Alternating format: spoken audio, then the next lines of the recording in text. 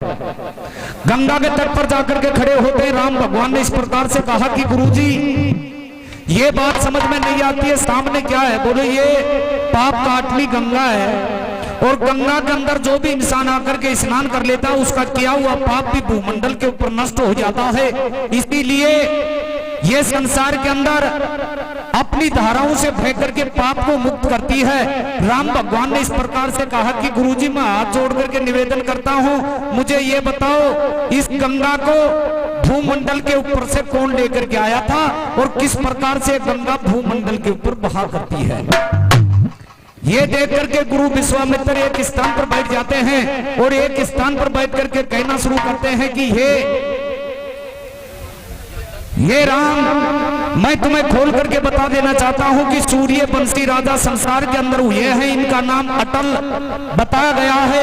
ऐसे सुना जाता है इसकी हरिश्चंद्र नाम का राजा, जिनके पिता का नाम त्रिशंकु था, सत्यवर्त भी उसके ही पिता का नाम था, जिनके दरबार में हरिश्चंद्र हुआ। हरिश्चंद्र के टाइम के अंदर भी गंगा थी, जो गंगा से पानी लाकर के सूरों को पिलाया करता था।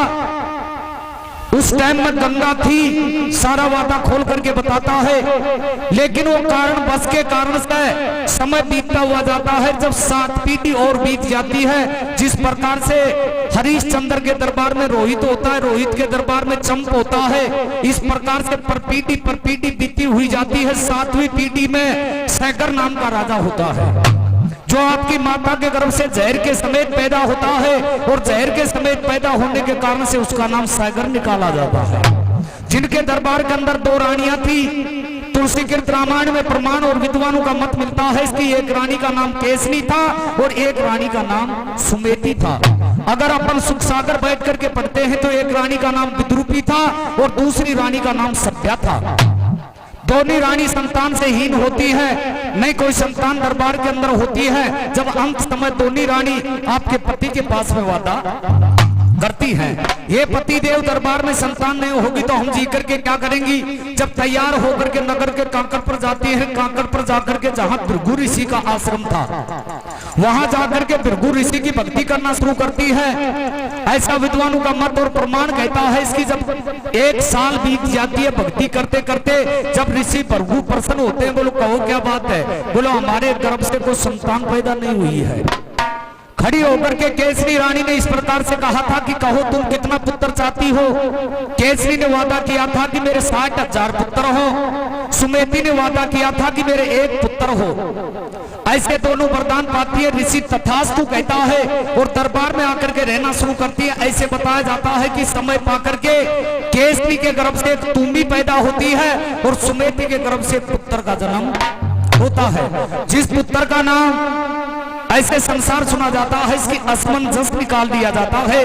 और जो जिनके गर्भ से तुम्बी पैदा होती है, जिनकी तुम्बी को खोल करके और जो निकाला जाता है तो 60,000 बीज निकलते हैं। गुरुजी जिस प्रकार से गंधारी ने 100 गिरत के घड़ों में डाल करके घी के साथ जैसे पुत्रों को सींचा था, इस प्रकार से 60,000 गिरत के घड़े बना करके और जो केसरी सींचती है, जब 60,000 पुत्र पैदा होते हैं।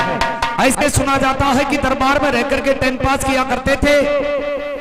असमंजस नाम का पुत्र उपद्र करता है, अपराधी बनता है, पाप कमाता है, नगर के नरनारियों को उठाकर दरिया में डबो देता है, नगर के टापरों को मारता है। जब राजा के दरबार में आकर के खबर सुनाते हैं, सकर राजा बैठ करके असमंजस को दुआब दे देता है, आपके दरबार से बाहर निकाल देता है।